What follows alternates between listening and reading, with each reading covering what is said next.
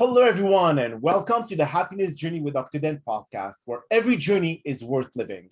My name is Dr. Dan, and I'm your host for today's episode. I'm a bilingual cognitive behavior psychotherapist specializing in anger management issues, both court-appointed and private, marriage counseling using the EFT method, dissociative disorders, narcissistic personality disorders, depression, anxiety, dream analysis, and also provide life, business, and retirement coaching support. I provide individual one-on-one sessions in both French or English, and also do group settings. If you need any assistance, reach out to DMV therapy and coaching services at 301-325-1550, and our website can be found at lifecoachddanamzallag.com. Today, I'm very excited to have for our fourth episode of season 11, the co-founder of AlzAuthor related to Alzheimer's studies. Her name is Marianne Sciucco, and just like every of my past podcasts, I will leave it up to the guests to properly introduce themselves, as no one can do a better job. Marianne, the floor is yours. Thank you so much, Dr. Dan, for inviting me to be on your show and to speak to your listeners. It's June now, and it's Alzheimer's and Brain Awareness Month. So I came on to talk to you about Alzheimer's disease and dementia caregiving, and to introduce you to my organization, AlzAuthors, which is the global community of authors writing about Alzheimer's and dementia from personal experience to light the way for others. So these are all people who have been on a dementia journey with a loved one and have chosen to share their story. And we believe that there is a lot of value in sharing our stories, regardless of our situation, but especially when we encounter something like dementia, which affects the whole family and all people involved with the person who is affected. And in your family, which member was affected by dementia or Alzheimer? I had a few family members. It was the first was my mother's sister, who was 15 years older than her. And she was sort of like a grandmother to us, and we were very close. And she developed Alzheimer's back in the 1980s. And it was very disconcerting at the time. I was, pretty young, maybe in my late teens, early 20s, and I didn't understand anything about it, didn't know anything about it. And she slowly, lost many of her abilities and eventually was put in care and no longer knew who I was. And so that was very upsetting. And also I had two aunts on my father's side of the family who also experienced that same thing. And then after I'd written my book, I became a nurse, and I worked in dementia care, and I wrote a novel about a couple with Alzheimer's. Right shortly after that, my stepfather was diagnosed, and I became his so-called person, his medical, legal, and financial voice. So I was deeply involved with his care. So people who go through dementia, Alzheimer is the end result of dementia. Is that correct? No, Alzheimer's is a type of dementia, and dementia is an umbrella term for many, many different types of cognitive disorders. Okay. And Alzheimer's makes up about 70% of those cases. 70. So, a person could have dementia related to different things that are not Alzheimer's. Okay, I see. So what kind of care do you give to people who are dealing with Alzheimer or any kind of dementia when they forget completely about who you are, especially loved one, which that can be very difficult? What kind of how can you be supportive? How can you be working with them? And you work with a lot of people with that, especially in your family. So what are the strategies to be able to help family members cope with those illnesses? The most important thing is knowledge. You need to learn as much as you possibly can about not only dementia and caregiving in general, but about your loved one's particular case and issues. Everybody is different. Every family has a different set of circumstances that affects the dementia journey. That's what we like to call it when a family, gets a diagnosis and they embark on this sometimes as many as 20-year journey, years of care and watching their loved one decline. So the more you know and understand the processes involved, where your loved one is at any given time with their abilities. We like to focus on ability and not disability. What can they still do? We want to keep that strong. We don't want to focus on what they can't do. We want to provide a excellent quality of life, the best that we can. And you also need to know what resources are available to you where you are. And that needs to be explored from the outset. I know many people think that they're going to handle this on their own. They don't need help. The time to start looking is when you don't need help, so that when situations change, you know who to call, where to go, what it's going to cost, what are the steps, how do I manage this, how do I put this in place in my home. There's a lot of different factors. And there are things, medical, legal, and financial issues, as well as social issues that also need to be addressed. So there's a lot going on, and it is overwhelming. People struggle with this. Many caregivers are bearing the brunt of it on their own. Many of the caregivers are also in elderly. They could be 60s, 70s, 80 years old, trying to care for their loved one. There are also people who have early onset disease, which could start as early as the 40s. Wow. And they have a whole different set of circumstances and worries going on at that age. So there's just a lot happening. So we believe at AlzAuthors that your best defense is to be educated. And that's why we started our organization, to help provide caregivers with quality resources that have been vetted by caregivers to help them learn what they need to know. Beautiful. Wow. I commend you for doing this. Thank you. I mean, especially in this day and age where illnesses, especially mental illnesses, they pop up left and right. And some people, I have met a lot of people during this podcast where during the pre-pandemic time, people always ignored their illnesses, either like anxiety, depression, bipolar disorders and all that. They were not really even diagnosed because they just wanted to put it aside. But then when the pandemic came and they were all isolated, suddenly those mental illnesses kind of like came to the surface. And now everyone is realizing, damn, I need help. And now it's kind of like popping up everywhere. And my practice, I've been receiving like hundreds of calls during this pandemic, almost like every week. Just, hey, I need help? I need this. I need marriage counseling support. I need it. So it just never stopped. And now suddenly people are realizing that it is no more a stigma to be able to deal with mental illness. Now it's becoming more and more accepting in our society that, okay, well, you need a therapist. Okay, well, go get one. There's nothing wrong with this. Yes. And in dementia care, there is a lot of anxiety, depression, and other types of mental problems. There's a lot of caregiver burnout. And it is recommended that people reach out for help, reach out to a counselor or to a support group or someone who can help them manage that, because that only compounds the issues that you have with your loved one and their illness. That's so true. Now, for all of the listeners, Marianne, can you, especially you being in that field for so long, is there any precursor signs or symptoms, especially when you mentioned about it can start up to the age of 40 for dementia or reaching to the Alzheimer side? Is there something to really pay attention to say, oh, there's something off? Yes, I know sometimes people joke about senioritis, or they have little forgetful things where they can't find their keys and stuff like that. That's kind of normal. Yes. It's concerning when you start having difficulties processing information or managing simple tasks that you've been doing. So I know, like, many of the authors who have early onset disease in our organization have described, not being able to function at work, forgetting people's names, people who they've worked with for years, and thinking that it was somebody that they just met, not being able to work numbers if they're, in a job that requires them to do accounting or mathematics and things like that, not being able to manage their schedule. Those are some signs that there's something a little more going on than just a normal aging process.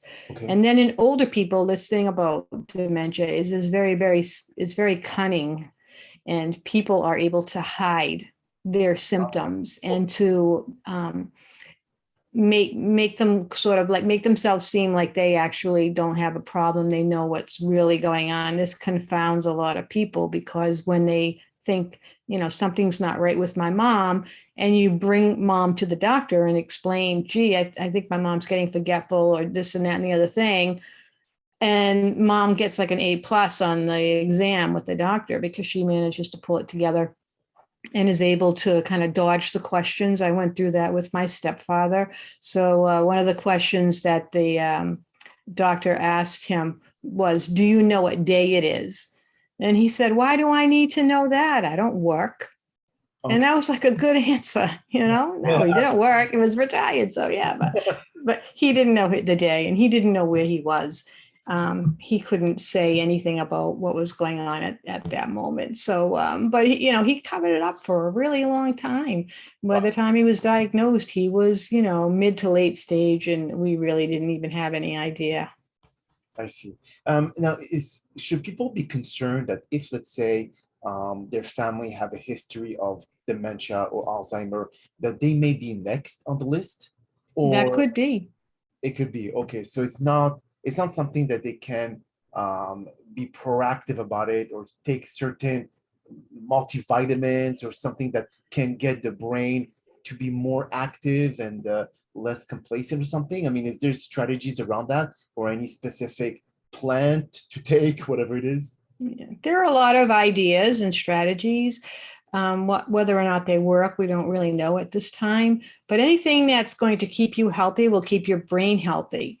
Any kind of cardiac activity to keep your heart healthy, that'll also keep the brain healthy. So it's important for people to be physically fit, to exercise, to eat well, to eat, wholesome foods, not a lot of processed foods, not a lot of meat, a more of a naturally based diet. Plant-based, yes. Yes, plant-based diets are excellent.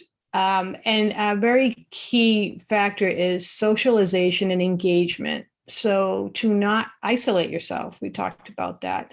And especially when people are older and maybe they retired, so they don't have that day-to-day routine and the activity of seeing other people every day. They may not live near their children or their family, so they don't have constant contact or daily contact with people. So it's important for them to make sure every day to get out, take a walk, go somewhere, even if you just go to the coffee shop where you can see familiar faces, say hello, stay engaged in your community, volunteer.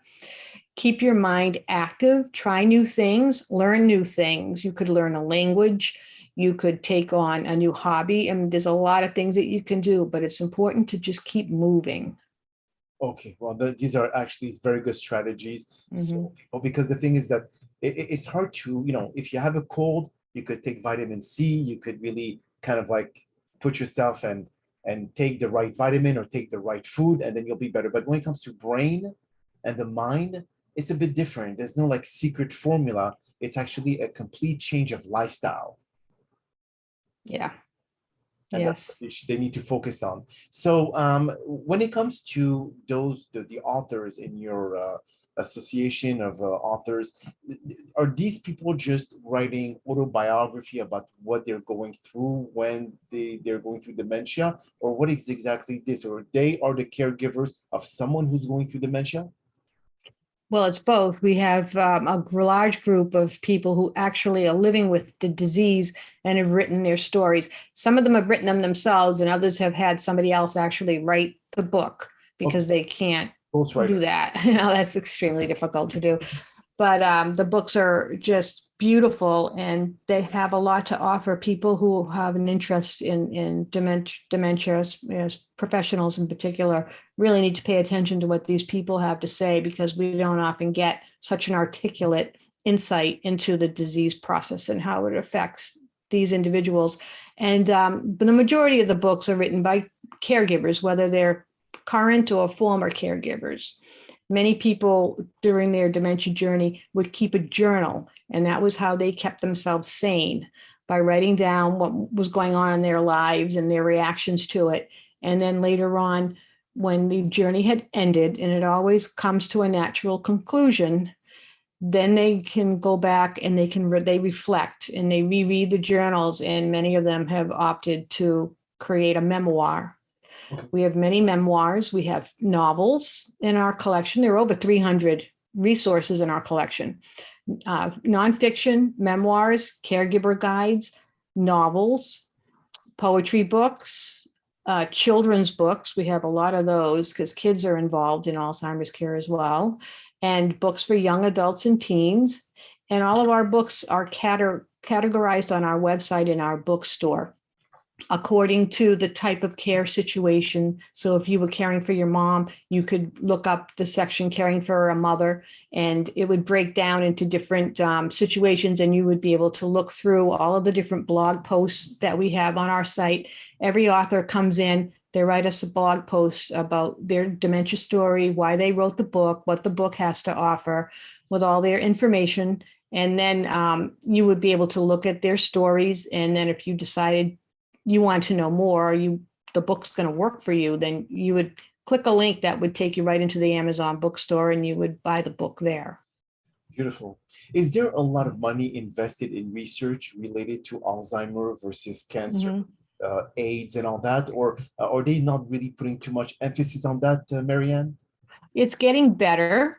In the past, it was dismal, but over the last few years, the budget's been increasing by, I believe, billions. They've not spent the resources on dementia and Alzheimer's that they've used on cancer and HIV, and look at the difference. Yes. Many cancers today can be cured. HIV can be controlled. People can live with it. They may not die. And yet there is no cure for Alzheimer's or dementia. So that's the next step. They need to get that going. They need to spend more money. They need to spend money for caregiver resources too, because people are drowning under the responsibility. It's a very, very difficult job caring for someone with dementia. And if you're doing it on your own, it can be almost impossible. And many caregivers, they end up passing away or becoming sick and disabled, and then are no longer able to care for their loved one. Do insurance companies, do they really cover this because they know it's really long-term and it could become extremely expensive for them? So they say, we will cover most of the illnesses except those ones, because we know it's a very long, and the people with Alzheimer can die at 85 or even 90. So is that something that they stay away from because of the financial responsibility towards that illness? Well, there's no real care for it, like medically. There are some drugs, they're very, very expensive, and they may or may not be covered. They may not even work or work well for your person. So that's about the only thing that is available. Once you go through diagnostics, there's no surgeries, there's no rehabilitation, there's nothing like that. So basically what it comes down to is custodial care, and custodial care is not covered by like Medicare. They only cover, for short-term rehabilitative stays. For somebody that's going to be in a nursing home for 15 years or 8 years or whatever, there's no plan for that unless you have a long-term care insurance plan that you've paid for on your own, or if you are eligible for Medicaid. Yes. And so many people will take that route. I had to do that with my stepfather. Okay. In order to keep my mother financially stable. So what that entailed was stripping him of all of his assets, basically impoverishing him and transferring those funds to her. And then he was eligible for Medicaid, and that's how we paid the $12,000 a month for his facility in Massachusetts. Wow. Okay. So this is how much it cost to be able to have a full-time 24-hour day care, or is it only 8 to 5 like the traditional nurses? No, it's 24/7. He lived in a memory care ward in a nursing facility, so he didn't live at home anymore. So he had 24/7 care, and he was on hospice too. Medicare pays for hospice, so Alzheimer's can be a hospice diagnosis. You would be eligible, and also eligible for palliative care as well. So he also had a hospice nurse that would come to see him as well. I see. Based on your research, Marianne, is there hope for a cure? is there, based on what they've been studying right now on how it affects people on the mental side, the brain, etc., is there something that we may foresee in this near future that they may either have some kind of treatment that may delay the symptoms of Alzheimer or dementia? Or is it that once someone is diagnosed, that's it, there's no hope, hasta la vista, baby kind of thing? Yeah, one of the problems with the diagnosis is many times by the time a person is diagnosed, it's already advanced, the disease. It could have been growing for like 10 years or more, 20 years in some cases, before it got to a point where you would seek medical care and look for a diagnosis. So I don't know how helpful it would be at reversing the disease process at that point. However, I believe that there is hope because there are a number of scientists and researchers working on this problem around the world. Mm-hmm. And there are always, every week, there's some new study coming out and a little bit more knowledge. So the more we learn, and we have to study the brain, and I don't know that it's been studied as much as some other things. So studying the brain, and how it works and really at a very deep level, hopefully they would be able to see what is actually causing it and maybe come up with some kind of a drug or maybe even a procedure at some point that could help to reverse it or to stop it. So, I mean, if we go with your logic here, Marianne, like, for example, once you're past 50, insurance company will cover anything that has to do with colonoscopy because people after 50, they have to do those tests. So do you think that instead of waiting for a diagnosis of dementia or Alzheimer, is there going to, or the insurance company going to say, well, you know what, let's be proactive instead of reactive, and let's try to make sure that everyone gets somewhat of a test at 45 or 40, whatever it is, that may give the doctors or the practitioner an idea that this person may go through Alzheimer or dementia, and maybe we could have, or we could suggest them some approach or some medical help that will avoid them from reaching the full, dementia level. That would be wonderful. And I mean, the test already exists, so it's not even hard. It's the mini mental status exam. Okay. Is that what you call it? So why don't they use it? And this way, instead of waiting till the person is already advanced, they say, okay, like colonoscopy at 50, we'll cover it no matter what. Yeah, that would be great. But then you run the risk of people who do you want to know? That's always like a debate. Well, do I want to know if I have this or not? Well, yes, that's actually a very good point. But knowing will help you manage it better earlier. But if you avoid and you just put your head in the sand like ostriches, you're never going to know exactly how to be able to confront it. But then it will depend. Maybe they could just make it available, but that doesn't mean that you have to be forced to take it. But then again, it all depends exactly on who is proactive about their health and who is reactive about their health. Yes, those are very good points. I think that knowing if you have already had this experience in your life, say, your parent or a sibling, then you might want to start putting all of your own plans in place in case it were to become your destiny as well. Correct. That would be a wise thing to do. If you don't want to really know what, there really is no way to even know. I mean, some people have a gene and you can test for that gene to see if they might have a higher risk of dementia than other people. Some people will pass away from something else before they even get to the advanced stage of a dementia diagnosis, so we don't really even know. It might just be like fruitless to worry about that. But I think that if you have some kind of already have experience have an experience in your family, it might be a good idea to say, gee, what if this happens to me? What would I do? Put that down in writing. Let your loved ones know. Make sure your children are aware of what your wishes are. That's actually a very good point. It's like if you have family history, like anything like cancer or diabetes, you take precaution at this point. It's like no one really wants to write a will, but no one can write a will when they're already dead. So might as well take kind of proactive approach to be able to kind of write it, to be able to protect your assets so your kids can have it. So you write it, even though you don't want to die, but yet it may happen at any time. So same thing with long-term illnesses. It may or may not happen because people think that, I have time. Even if I see the first symptoms, I still have time to write it. But maybe you should first figure out what is the approach that you should take to be able to delay the symptoms as much as possible and live a more manageable life than having to depend on someone and put that burden into a family member.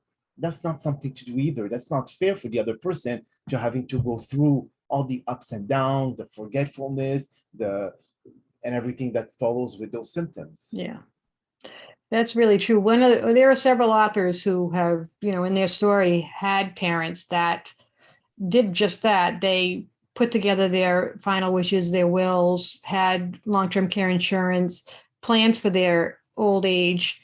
And then when it was time for the children to have to take over, they were spared a lot. They were spared a lot of angst and difficulties.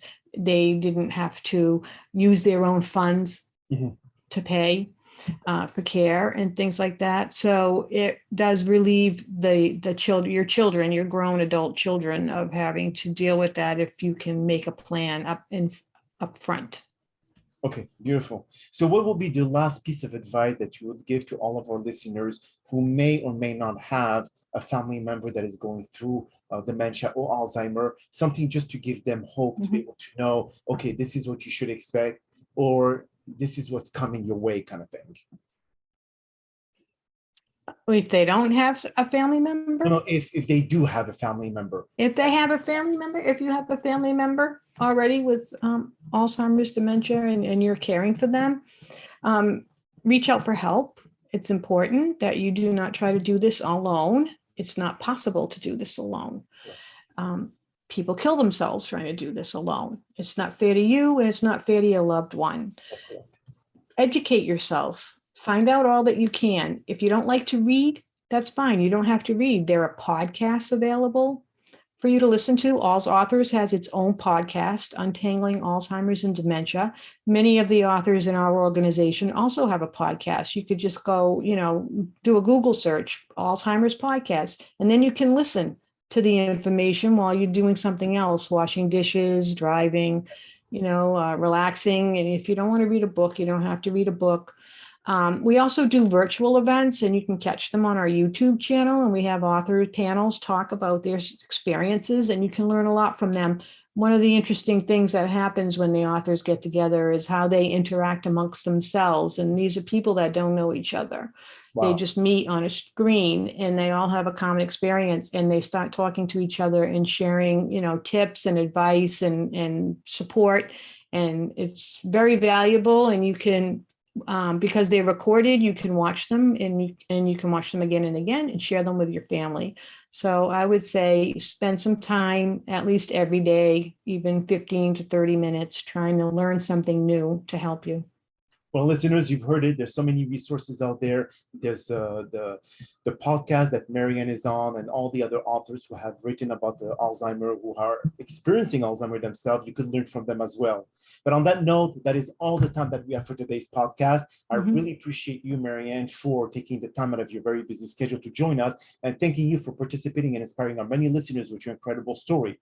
Now, we hope that you've all enjoyed today's episode. I'm also very excited about the many upcoming guests that we have scheduled for season 11 of the Happiness Journey podcast, filled with inspirational stories just like the one that you listened today. Here are some concluding words of wisdom. Suffering is always hard to quantify, especially when the pain is caused by a cruel disease as Alzheimer. Most illnesses attack the body, but Alzheimer's destroys the mind, and in the process annihilates the very self. The worst thing about Alzheimer is that it's sort of like a little small death along the way, and all this before the victim physically died. They may be a person throughout the process, but not there mentally. Although your loved one may not remember you, being forgetful, or might do things that frustrate you at times, always remember that someone still lives in that mind that suffers from that terrible illness. That is something to never forget. My name is Dr. drdanamzallag, and you may all keep pursuing your amazing journey in life.